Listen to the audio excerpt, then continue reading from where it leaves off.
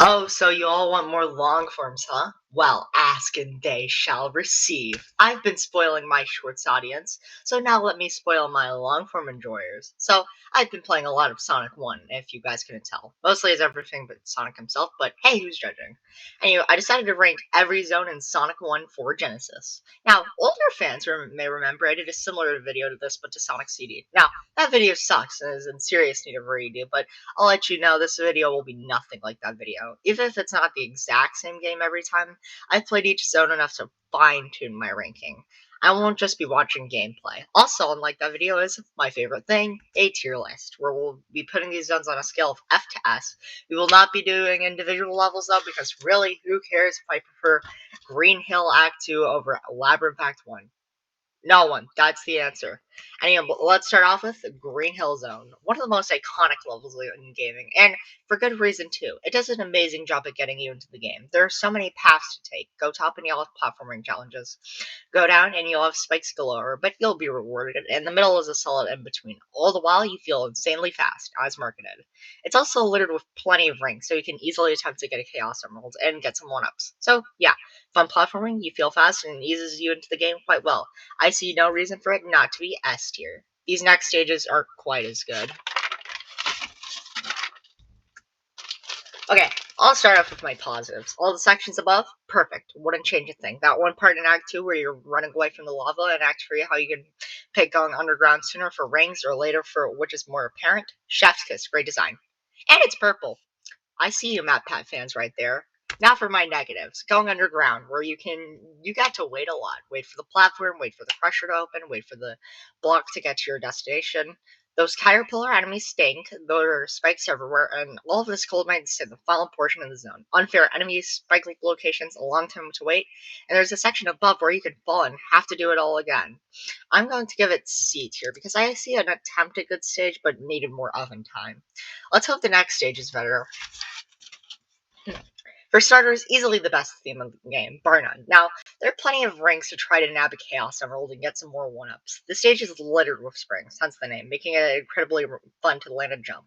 You also feel really fast, too. However, while I do have positives, pretty much all my complaints with Marble Zone carries over, that being a lot of waiting and unfair enemy placements. It's not as bad as Marble Zone, but it does hold it back quite a lot. I'll put this in B tier for having good fast moments, but also for my complaints. But if you think my complaints are bad with these stages, then wait until you see the next stage.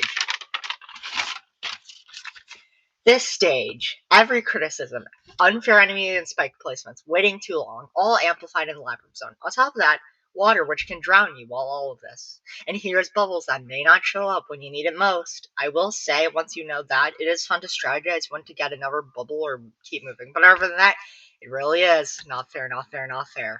F tier. Now, let's see those last two zones are better, which isn't a high bar to pass. So, a little tidbit before I start the analysis for Starlight, and in case you all want to do a video like this, did you know that this game has a file select? On the title screen, go up, down, left, right, then hold A, or if you're playing online like me, hold S. Press start, and you should have it. They likely put this in the game for an easy way for playtesters to test each stage easier and forgot to take it out. But this will be how we get to the later stages. Anyway, Starlight Zone. I think I can say I like this stage for the most part. There are almost no spikes to be seen, but that's replaced with bottomless holes, which is very easy to be knocked into. And yeah, unfair enemy placements is still an issue. The stage also introduced the seesaw gimmick, which can lounge you up. I don't like how the ball hurts you, but it's fine otherwise. This zone is heavily platforming based, which is a nice change of pace. All in all, I'm gonna put this in B for having my critiques as all the other stages, but still being a cool change of pace. The final zone. So, does it do a good job being challenging? Well, for the first two acts, yes. Every obstacle felt as if my life was on the line. While not as challenging it's not the most challenging Sonic stage, it was still very fun.